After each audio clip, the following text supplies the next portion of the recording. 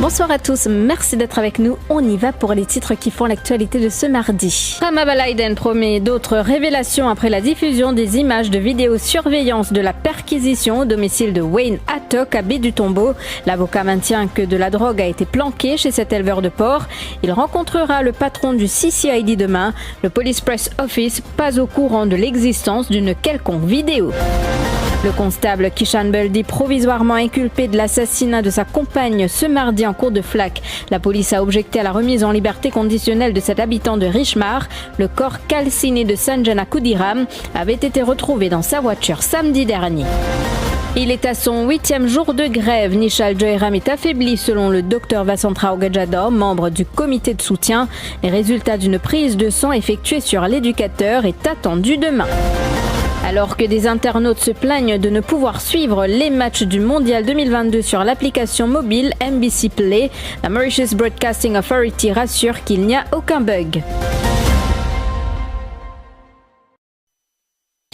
Au lendemain de la diffusion des images de la vidéosurveillance de la perquisition policière au domicile de Wayne Attock à Baie-du-Tombeau, son avocat Rama Balaiden s'est rendu aux casernes centrales aujourd'hui.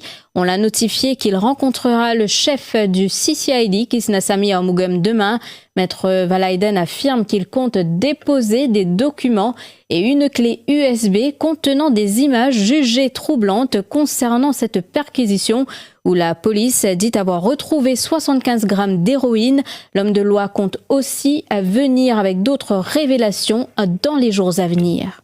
Mon vini, mon dérangé, qui fait mon dérangé pour une simple raison. Mon dérangé pour venir dire clairement qu'il y a un problème. Et nous ne savons faire arrangement. Mais monsieur Amougom parti là. Donc, moi pas capable à saute ce qui monsieur le commissaire de police il dit à moi. Et après, si ça fait la perdu ou soit payer une réaction, il dit tu dis à où donner un tel ou pas donner un tel. Donc, on dit à mon revenu, aujourd'hui nous ne répondons contact. Et la cour prend moi les temps qui finit prendre aujourd'hui. Pour moi, je sorti la cour, je fais la cour dans un case de l'ICAC. Je viens tout de suite au bureau du commissaire de police. Quand je téléphoné avant, présent, je viens. Si vous avez une histoire, vous venez. Parce qu'il y a le chemin de la vérité, et il y a beaucoup de monde qui prend Pessou dire des choses, prend Pessou faire des choses, prend Pessou qui faire des choses pour que la vérité pas éclater. Saute que tout sauter, pile que tout piler. Content ou n'a pas content, la vérité peut éclater. Et demain, quand on fait que Diaou, non seulement une autre lettre qui me permet à M. Amougom, nous permet de lire ça pendrive là. Et une troisième chose, moi, des autres qui pour développer dans les jours, semaines à venir. Les autres cas pour venir, mais ça concerne le même cas. Et plus tôt ce matin, l'inspecteur Shivakuten dit ne pas être au courant d'une quelconque vidéo qui montrerait une équipe de là-dessous piégeant Wayne Attock, un éleveur de porc avec de la drogue, à son domicile à Baie-du-Tombeau. Premièrement, moi, puis apprendre ça depuis ce matin. Concernant une opération qui finit faire par là-dessous. Et bon, moi, personnellement, je n'ai aucune connaissance de quelques vidéos qui ce soit. Et donc, l'information qui me donne, c'est que hier, peu avant 16h, M. Balaiden est venu Central CID et il est reçu par M. Dil Mohamed, surintendant de police au Central CID, et concernant une clé USB qui supposément contenait une vidéo. Donc, le surintendant invite M. Rama Balaiden pour donner un statement et aussi il invite lui après pour capable venir accompagner un enquêteur à l'IT unit de la police pour examiner une clé USB. Sa clé USB est là dans sa présence. Et ce qui m'apprend, M. Balaiden pas fin rouler à de l'avant avec la proposition du Central CID. Donc, nous invitons des gens qui sont les autres de droit fin lésés et ils sont capables de venir au Central CID pour faire une déclaration et ils ont produire preuve qu'ils ont là, c'est pas une copie de sa clé USB là et nous sommes capables de faire l'enquête. Et encore une fois, nous demandons pour accompagner la police à l'IT unit pour ouvrir sa clé USB là dans notre présence pour examiner. Le policier Kishan Beldi, provisoirement inculpé d'assassinat, il a été reconduit en cellule policière après sa comparution en cour de Flac cet après-midi. Âgé de 32 ans, Kishan Beldi est accusé d'avoir assassiné sa compagne Sanjana Khudiram. Le corps calciné de Sanjana Khudiram a été retrouvé dans la voiture du policier à Saint-Julien Village samedi dernier. Le même jour, après son arrestation, Kishan Beldi est passé aux aveux. Il a expliqué aux enquêteurs qu'il a poignardé sa compagne à plusieurs reprises avant de l'asperger de kérosène, puis il a mis le feu à la voiture. La liste des accidents mortels s'allonge à 92 morts. La dernière victime en date, Farouk Ahmed, un laboureur de 58 ans. Le quinquagénaire se rendait sur son lieu de travail quand il a été percuté par une voiture à Rosebel ce matin. C'est un pharmacien qui était au volant du véhicule impliqué dans l'accident. La victime avait déposé son épouse à la Flora peu avant le drame. 6h30, mon Michel quitte moi à la Flora pour me prendre 6h15. Nous sommes sortis, nous puis aller. Je ne suis pas content qu'il moi ici que de l'usine Carmen. 6h05 minutes, nous rentrons la Flora. Nous rentrons la Flora, il quitte moi le bus. Au contraire, je vais bus aller comme on quitte là. Moi, quitte un dit mon côté là-bas, pendant beaucoup de monde, pendant mon roulement. Il est allé, 6h, mon gars, on était accident. Je dis, il y a un accident, je ne vais pas bus, 6h, bus tapé, je dis, moi, je ne pas de bus. Je vais galoper, je vais côté pont, côté la rivière, il y a un taxi, la place taxi là-bas, je vais un taxi, moi, je vais un taxi là, par le Rosebel, je dis, moi, oui, il y a le Rosebel. Et je vais aller, je vais aller, je vais devant, je vais aller, Samou, et dans la police. La police est devant Samou, là, pas derrière. Le téléphone travaille Samou, je vais aller Samou, je ne sais pas trop, parce que je connais de ma taxi, je vais aller, je vais sur les pieds, c'est pas qui, mais l'important, moi, je ne vais pas pour dans l'hôpital.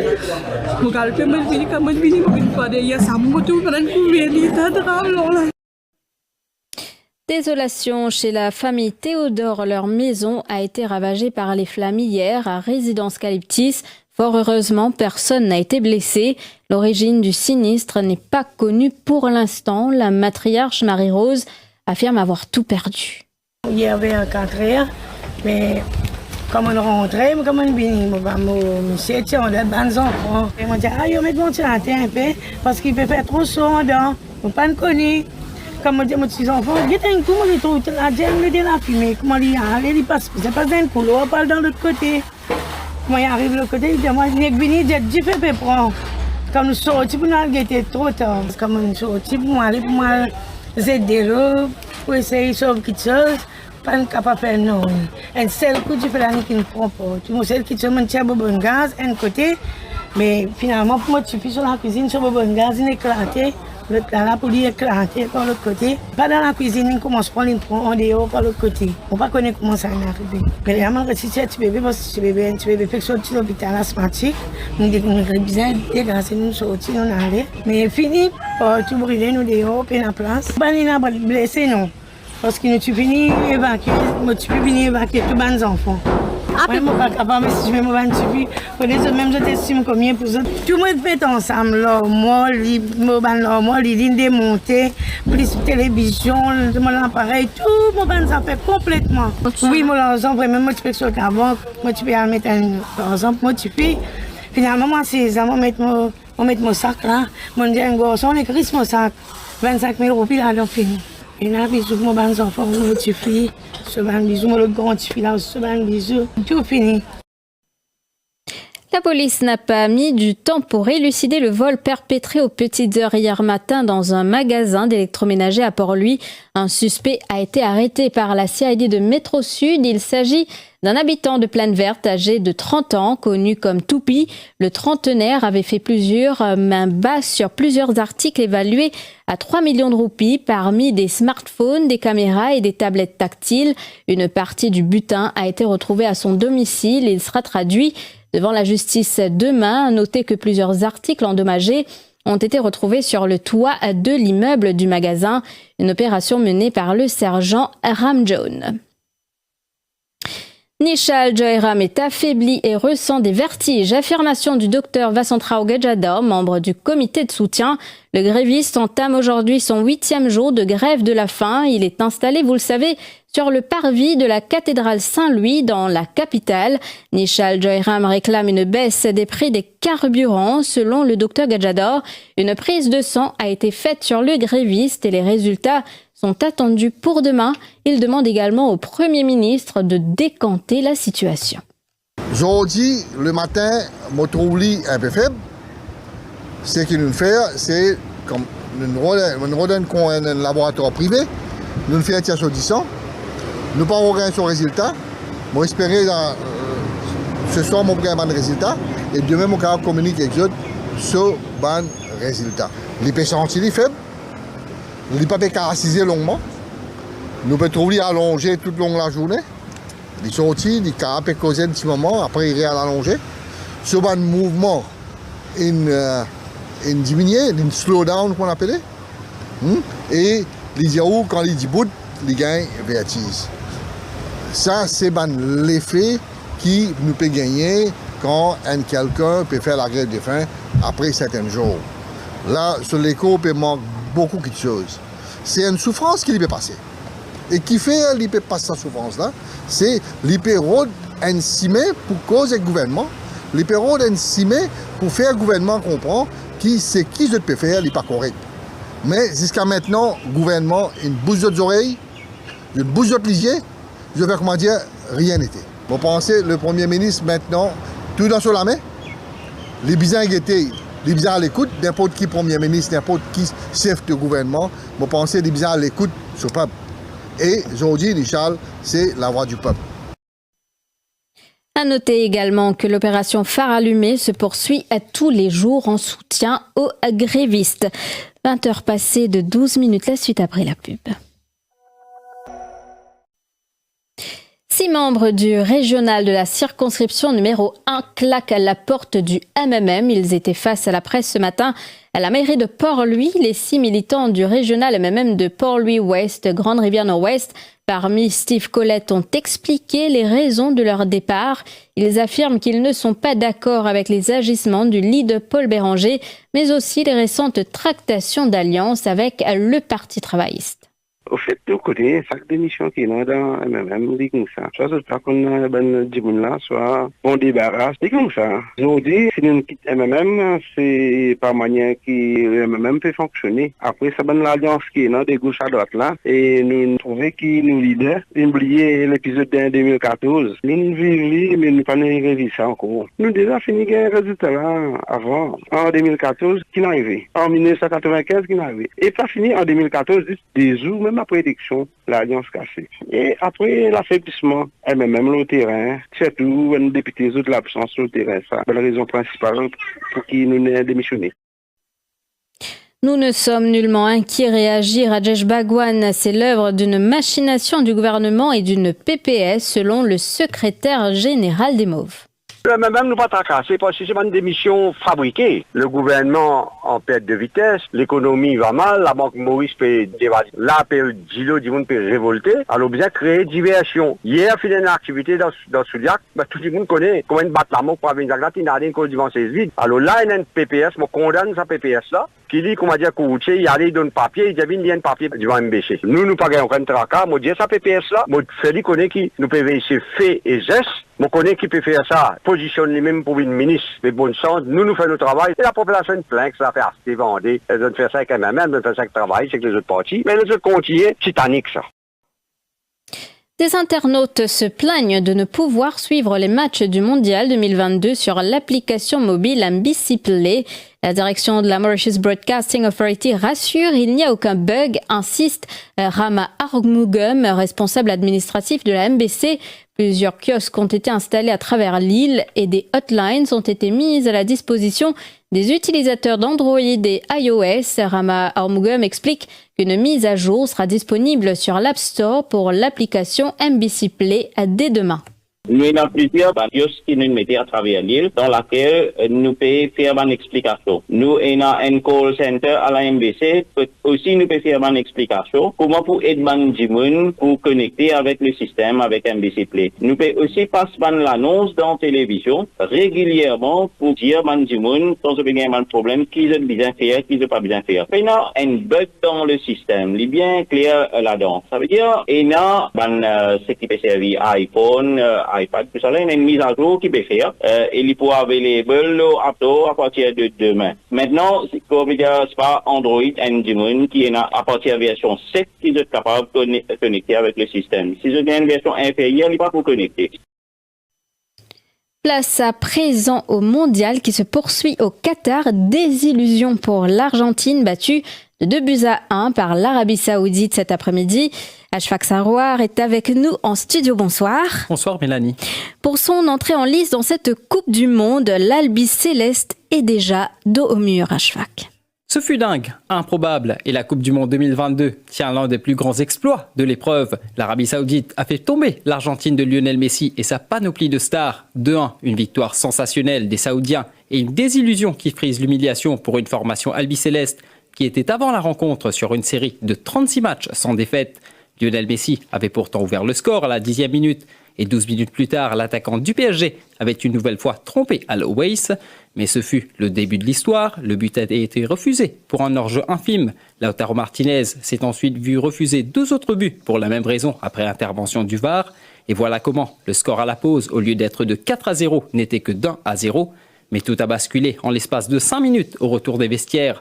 Transfigurés, les joueurs d'Hervé Renard ont égalisé grâce à Al-Seri à la 48e. Et dans la foulée, Salem El Dawsari a fait se soulever les foules d'une frappe enroulée du droit qu'Emiliano Martinez n'a pu qu'effleurer pour ainsi doubler la mise. La suite, l'Argentine a poussé, Al-Owais a brillé dans les buts et l'Arabie Saoudite a tenu son miracle sous le regard du prince héritier saoudien Mohamed Ben Salman. Dans la deuxième affiche du jour, 23 tirs, 6 cadrés et 0 but en cumulé. Le Danemark et la Tunisie ont chacun eu leur temps fort à l'Education Stadium de Al Rayyan, mais chacun a dû se contenter d'un match nul pour lancer son mondial. La fin de match, marquée par un poteau trouvé par Andreas Cornelius de la tête, a été quasiment à sens unique. Le Danemark, demi-finaliste à l'Euro l'an dernier, a poussé sans avoir ce brin de réussite en plus. L'équipe de France à la tête du groupe D a porté demain à condition de battre l'Australie. Les champions du monde en titre font leur entrée en scène ce soir face à l'Australie à 23h. Plusieurs de leurs stars manquent à l'appel. Le ballon d'or Karim Benzema et le tenant du titre N'Golo Kanté et Paul Pogba, tous blessés, ont dû dire adieu au rêve qatari. Didier Deschamps sait qu'il doit se méfier de l'Australie, un adversaire que sa formation avait pourtant battu en 2018 lors du mondial en Russie, mais les conditions n'étaient pas les mêmes. Il a d'ailleurs évoqué le sujet en conférence de presse, ainsi que le cas d'Olivier Giroud, que Deschamps considère comme titulaire indiscutable, et Raphaël Varane, qui est apte à jouer contre l'Australie. Et il y en a beaucoup qui l'ont critiqué. Hein. Mais depuis, c'était un titulaire indiscutable. Donc la France est ravie. Moi aussi et Olivier aussi. Le premier match dans la compétition est toujours très important, donc il n'y a pas à avoir d'anxiété ou quoi que ce soit, de calme et sérénité, mais en sachant de par l'adversaire qu'on aura, quel qu'il soit, mais l'Australie en fait partie. C'est de très haut niveau, donc il faudra tous les ingrédients nécessaires. Il va bien et il est apte et disponible pour le match qui nous attend demain. Sur le papier, et malgré les nombreux absents, la France présente tout de même les meilleurs arguments, avec notamment la présence de Kylian Mbappé, sur lequel tous les regards seront braqués, ou encore Antoine Griezmann. Le coup d'envoi de la rencontre est prévu à 23h. Toujours dans l'actualité du mondial, les Free Lions retiennent leur souffle malgré des débuts convaincants et leur large victoire 6-2 contre l'Iran hier. Le cas Harry Kane inquiète un peu. Le capitaine de la sélection anglaise avait quitté ses partenaires à la 75e minute de jeu. Le score y était pour quelque chose, mais sa cheville droite également, après s'être fait tacler par derrière. Le Sun rapporte que l'attaquant de Tottenham a quitté le stade Khalifa en boitant et même avec la cheville maintenue. À voir si cela réduira ou non ses chances de prendre part à la suite du tournoi, car ce serait un véritable coup dur pour l'Angleterre. Et le troisième match de la journée se joue en ce moment. Le Mexique affronte la Pologne. On joue la 23e minute et le score, Mélanie, est de 0-0. Merci Ashfaq Sarouar pour ce compte-rendu. Voilà, fin de cette édition. Merci de l'avoir suivi. Belle soirée à vous.